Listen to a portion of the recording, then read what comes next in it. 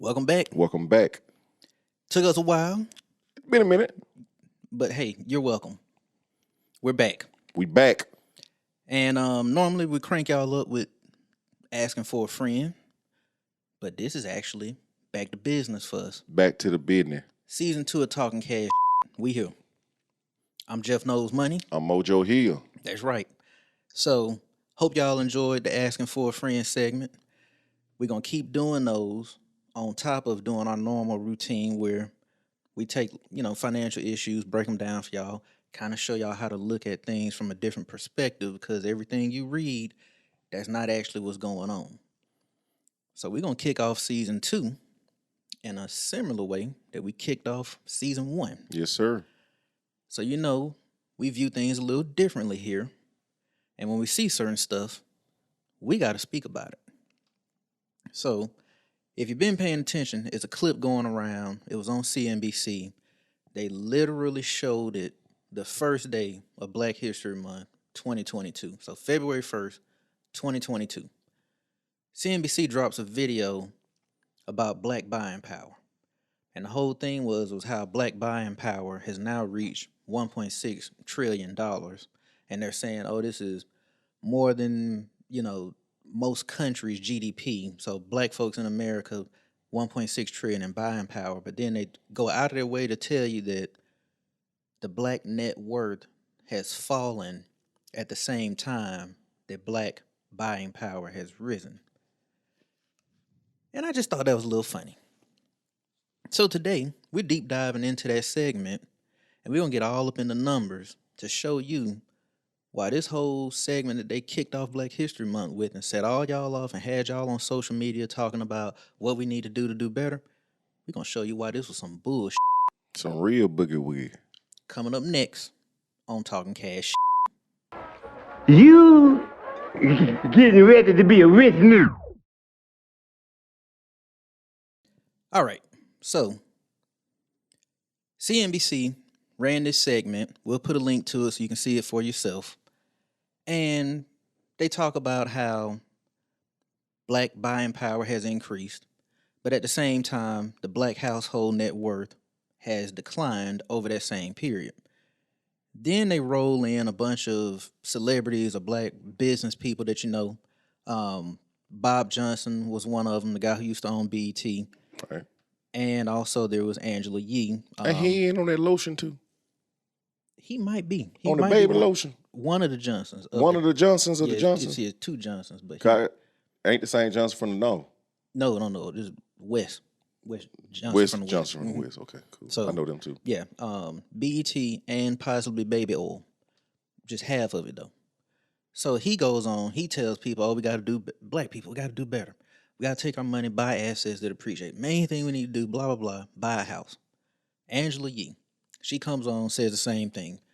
Black people need to buy stocks. We need to invest. I want to see more black people investing. And of course, they close the segment out basically saying that we have to do better with how we spend our money. So I saw the segment. I showed Mojo the segment. What'd you think about it, Mojo? Fake news. It was fake news. That's a really, really good way to put it. Fake news. So, why was it fake news? Why do they close the video out with, we have to reevaluate how we're spending our money? We're going to tell you why. Because the translation is that we as a people are mismanaging our resources, and that's why we're behind. That's what they tell us. That's what they keep telling us, because funny, they keep bringing up the wealth gap, and I only hear the wealth gap when they're talking about us. Yep. I don't hear the wealth gap as it relates to Mexicans or Nope. our Latin brothers and sisters. Right. Asians. Nope. Middle Eastern. Nope. I would say natives, but we kind of them too. So I only hear this referring to black people. Now, don't get us wrong, because there's stuff we could do better. But this video and this segment that they ran is not giving you the full picture. And I'm going to tell you today how it's just causing confusion. When you hear black buying power or buying power in general, what do you think of? For the most part, you're gonna think about as far as what we're able to purchase as a whole, as far as like not just in the whole thing, as far as like homes or cars, but just anything. As far as the black dollar goes, whatever that might be. So the way they presented the segment, the way I took it was it was disposable income. So like, okay, we get our paycheck, we pay all our bills, this what we have left, because they made it a point to say black buying power was the ability to buy, save, and invest. Them extras. That's what it sounded like to me. If you telling me it's something I'm saving, that means I had to already pay all my bills. That's extra. You telling me I'm investing is just another way of saving, right? Correct. That's excess. That's disposable income. And so the way they presented it is since the year 2000, our ability to buy, save, and invest, disposable income, has doubled since the year 2000. Now, if our ability to buy, save, and invest has doubled, but our net worth is going down, then basically they're insinuating that we're being irresponsible, just as a whole group of people. We just blowing a bag That's it. as a peoples. And that was my problem with this segment, because now we're getting to that age-old American tradition of painting this picture of individual ruggedness. And for anybody who doesn't know what that means, that's the idea that I can come to America with nothing, and if I work hard enough and I just grind it out, I can make it. I can be rich, I can be wealthy, but you just got to be willing to work hard enough. So if somebody didn't get there, then they just didn't work hard enough. You're lazy. Or you mismanage your resources. I think I had somebody tell me that the other day. Was it at work? Yeah, they told me I was lazy. I mean, that's not necessarily a bad thing at work. You don't want to do too much. I told them I didn't come to work. I can't get paid. Here we go again. What's the point? I came to get a check. I didn't come to show you how strong my back was. I ain't lying. I just can't get paid. And leave that to them young guys. Right. It's OG season. OG. Season. Unk season. Official Unk season. That's why we have on the official uniform of Unk. Leisure wear. Yeah. They talking about the hot girl summer. Unk season. Season. That Uncle Elroy Spring here Y'all ain't ready. from the spring chickens. Y'all ain't ready. What's clucking? Leisure suit on with the barbecue sandals. I ain't lying. Got to know it. White socks. White Unk socks. Season. All right. So, individual ruggedness. If you failed, it's on you.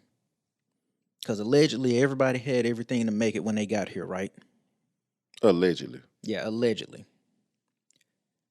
But see, here's the problem.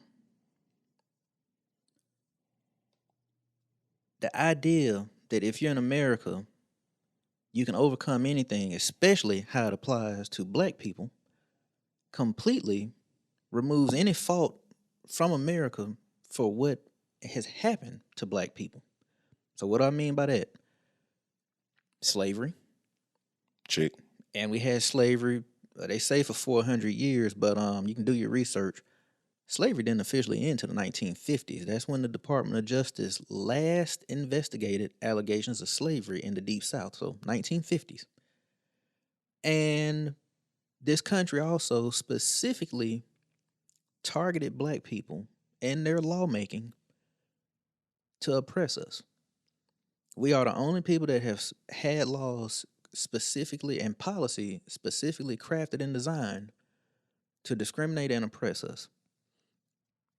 We were discriminating in the home buying process. So for everybody who wants to throw out black people need to buy more homes, home ownership is the gateway to wealth, all that stuff, we were specifically denied the opportunity to own housing by the federal government.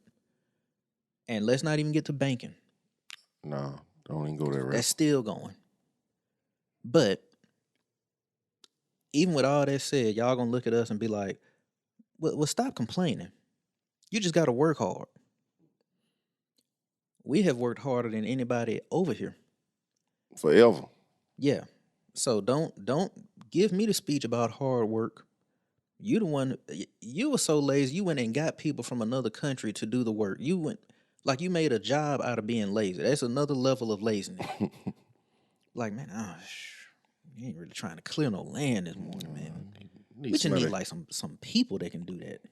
We can't find no. What's that called? A servant? No. No.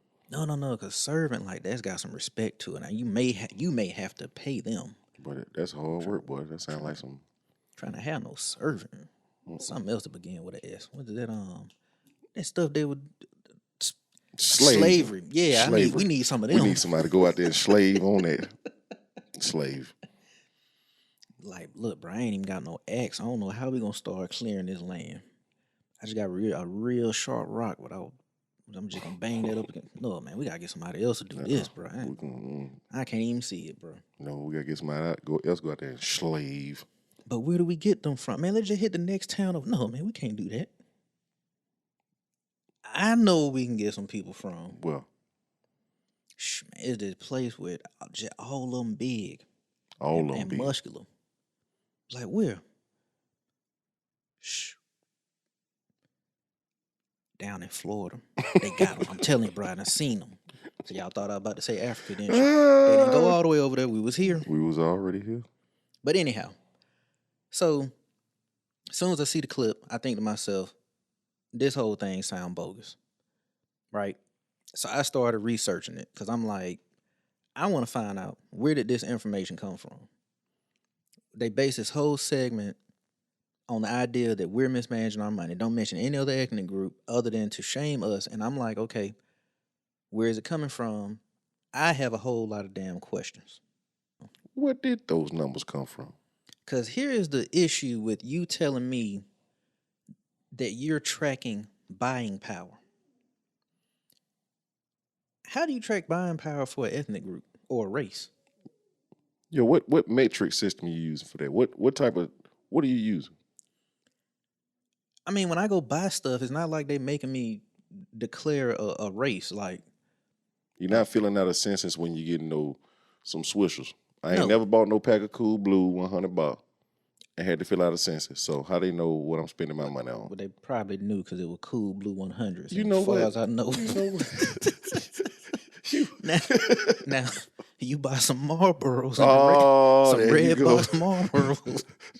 That killed John Wayne. Some Laramie cigarettes. Man.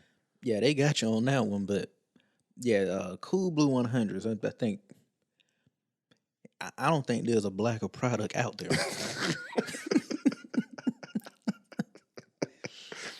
Be like, soon as you ring that up, oh, we know who did that. We know who that is. So that's my problem though. So the Cool Blue 100s, do-rags, wave grease, all that to the side. How do you know who's buying what? Because we're not declaring anything, and I know some of y'all smart, and y'all gonna say, well, they probably tracking it based on your credit card purchases or loan information if you apply for loans, whatever. And that sounds fair. But again, we do not apply for this stuff and list. Well, I don't know what every other race is doing, but I can tell you, if you black and you want to get approved, guess what? You're not checking black. Like all them boxes where, oh, you can just tell us your ethnicity, but this isn't going to be factored into your loan. I bet it's not. Nice try. I always type in other. Skip. Other. I don't even Continue. Check it. Skip. Yeah, it'll be others, but see, they probably figuring you ain't gonna say you're black, so you're probably gonna say other. So I just skipped that one altogether. No, I'm not putting that down. But I'm gonna use myself as an example. I got a regular name. Right. I stay in a white zip code. Very clear. I went to a white university. Very transparent. I work in a white industry. So how do you know what I am? I don't buy Cool Blue 100s. Haven't bought Black and Milds in forever. So how do y'all know what I am? So that's my first problem with it.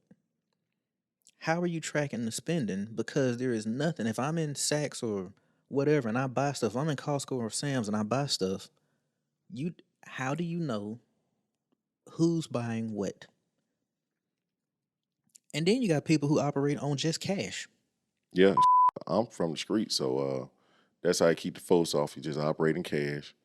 They Got a don't know whole what, bunch of everything, and ain't none of it yours. look, it's cash. Cash is king. Look, they can't track you on that. So as I started to wonder where they get this information from, I did find out that it came from a report from the University of Georgia Business School. They put these out every couple of Georgia. years. Georgia, Georgia. the whole world. I got too much Batman in me to sing the rest of that I song. ain't lying. Anyhow, On bell. on bear. That's right. So the 1.6 trillion in buying power came from a study from University of Georgia for 2021. The study that I was able to pull up was 2019, and that was just me trying to get an idea of how are they generating these numbers, what's the methodology behind this report. And that's when the problems for CNBC get started. Their definition of buying power, remember, the ability to buy, save, and invest, which sounds like what? Disposable income. Their definition of buying power and the definition in that report is completely different. That report says that your buying power is anything left after taxes. So let's make this real simple. Whatever gets direct deposited into your account from your check, that's what they are saying is buying power. Ain't that your income? That's your income. That's a big difference from disposable income. If that's just buying power, that means I still have to pay my bills. And what if I'm barely getting by? And then the report goes out of its way to say that buying power, the way they defined it, is not a measurement of wealth. So let's make this real simple. Help y'all figure out why this is a problem for CNBC and how they presented this. I got two questions.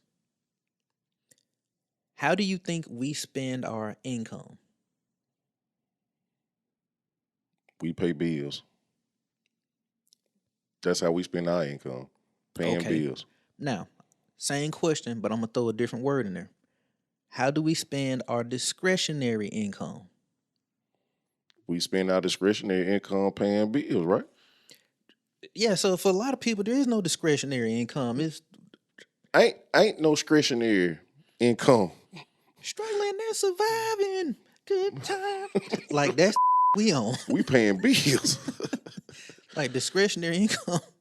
Where they do that at? Ain't no viewer discretion advisory going on. But listen, you just getting that notification. Man, I need to go and pay that bill for I don't have no water or these lights on. Keep the utilities going. It's just that simple. Survival. We surviving. We paying bills. And according to that study that I was able to pull, 37% of our buying power was housing related.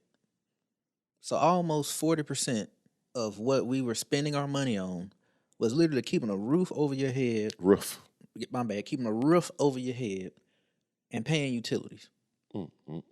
Another 7.5% of that was groceries.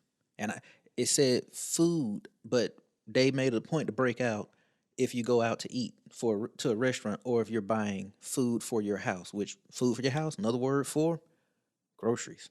So that means I need to go ahead and stock up on them viennas and the ramen noodle, don't I? Yeah, you can cut that 7.5%. You can cut that down to like 2. Boy, look like I got the canteen. Boy, like I got that made stove.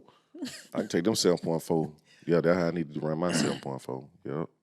Pantry looking like commissary. I ain't lying. Canned tuna. Vienna all sausages. types of zoom whams. I ain't had a solid meal for one straight year. But somehow in the best shape of your life. But yeah, like, okay, 16% on transportation. So that's anything we spend on cars, maintenance, and just getting to and from work, whether you're taking public transportation or not. Here's the other thing that's funny in that report. we spend less on cars than the other ethnic groups. Bet you didn't see that one coming, did you? What? Yeah, because let us tell it. As soon as we get a little money, what do? Oh, we're going to buy the fancy car. We're putting No. rims on. According to this, that's not what we're doing. I got cousins still got Delta 808s. And not because it's a thing as far as like memorabilia or it's meant. Nah, they driving the Delta 808 to work. This they day-to-day car. This ain't they toy car. Nah, this ain't no play car. They getting offended. You keep asking about it. They know how to fix everything on it. Get mad they can't get no more aftermarket parts for it. Ben stopped making them parts. Car been paid off since '92. Delta 88. Just getting by. Just getting by. Okay. The other breakdown: 2% on education, 7% on healthcare, and 11% going towards Social Security and personal insurance. So that is 80% of our buying power spent on things that I would say is a necessity. Yeah, those are real necessities. You need everything. You need all that stuff. Yeah.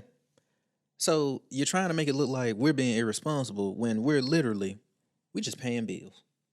We're just going to work, paying bills. And the reason I had a problem with this was you put us out there and singled us out, only us, not the Latin community, not the Asians, singled us out for not improving our net worth. And this is why I tell people you need to question, whenever you see something like this, you need to question it. You need to dig a little bit deeper, or you can just tune in our show because we'll do it for you. We'll do that. Hit that like and subscribe button while you're at it. Yeah. Ding.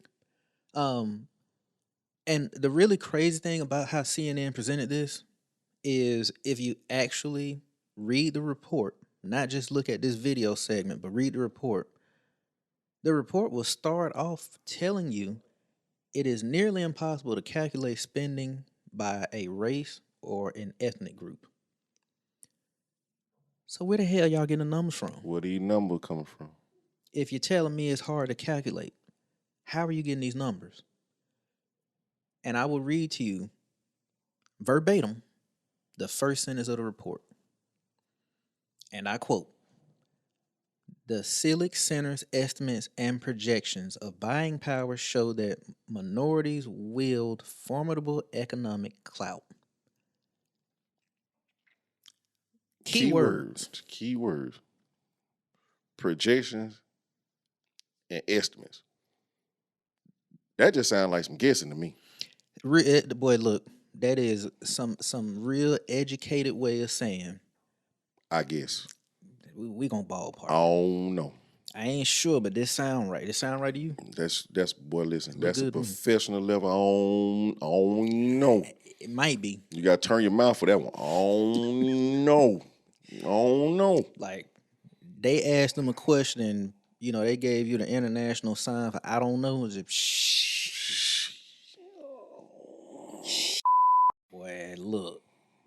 Start off with them 3 words right there in the sentence. Man has no, whatever you hear after that, it ain't even valid. Man has no idea what he talking about. Man, you should on the number. Shh. Look, man. Look, Hey. I was up late last night on Google, but bruh, we can roll with them numbers if you want to. Is that what you want to do? If you with it, I'm with it. Put it on out there. And here's the worst part about it. Start off telling you projections and estimates. And then if you read the rest of the study, it's not even an economic study. Nope. The report was made to tell businesses how to market to specific ethnic groups. It's a marketing piece. It is not like scientific data and a study. This was them saying, hey, to market to a particular race at a particular age group, these are the things that we think they are spending their money on. So if you are in this segment, market to them. They may buy it. We think. And then when they ask, well, man, what are y'all basing this on? And you get your boy in the background, shh, boy, look, man. Goddamn, hey, man, look. Pull it up on your phone. Yeah. It's on the phone. Put it up on the phone. It's on. Look at it on Google it. Google it. Yeah, look at the Google. Pull it up on the phone. I saw it on the iBook, on the face cloud. And for a major media outlet like CNBC to put that information out there and paint that type of narrative just Y'all reckless. recklessly, I'm talking about with no research behind it, man, come on, man. That's trash. Because all I had to do was click a couple of buttons on Google. Voila, I got the report. Soon as I read the report, literally first sentence says projections and estimates. And y'all just took that and ran with it and had the all damn audacity to crank up Black History Month very first day with propaganda. Yep. And I'm gonna tell you why else I'm mad. Cause the rest of y'all took that and ran with it. I'm talking about, boy, y'all took that baton and took off like you was on the Jamaican 4x1 team, just out the gate smoking everybody. I mean, the rest of the day on YouTube, Twitter, Instagram, all it is we need to do better. We need to do this to close the wealth gap. We need to do this to close, we need to invest. We need to save. We need to buy all stuff we've been hearing for years. But you know the most important part about saving and investing? What's that? You need some damn money. You need some damn money. If you ain't got the money, you got to start off with some money. 80% of my money is going towards just survival. I'm investing in gas. I'm investing in housing. I'm investing in food to sustain life. I got stock. It's stocked up on the groceries lying. before the price went crazy. Filled up my tank Sunday before the gas shot up. Yeah.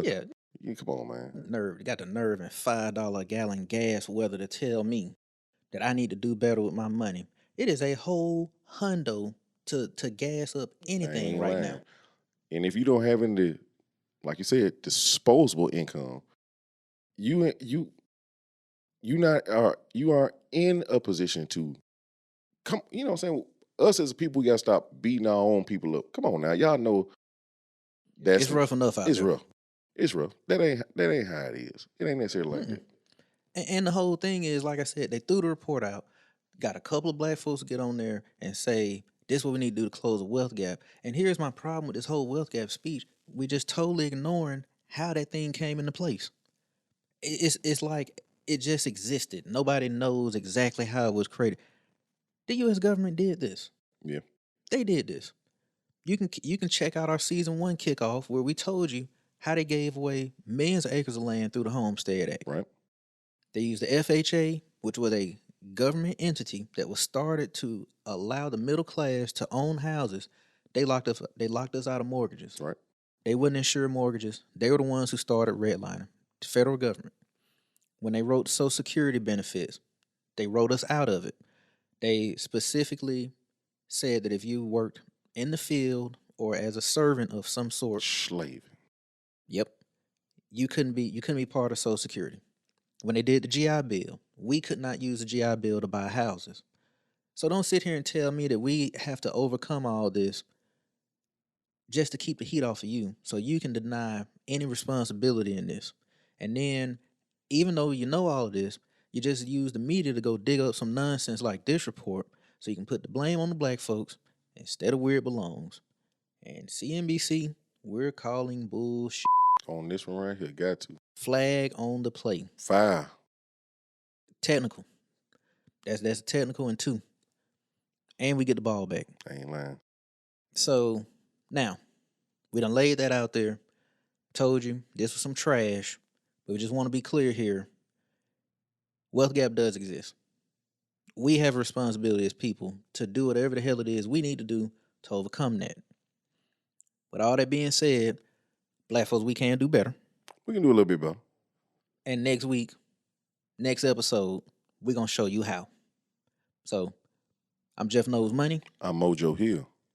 We'll holler at y'all next week when we tell you some simple steps you can do to close the wealth gap. Very simple. Y'all just ain't doing it. We out.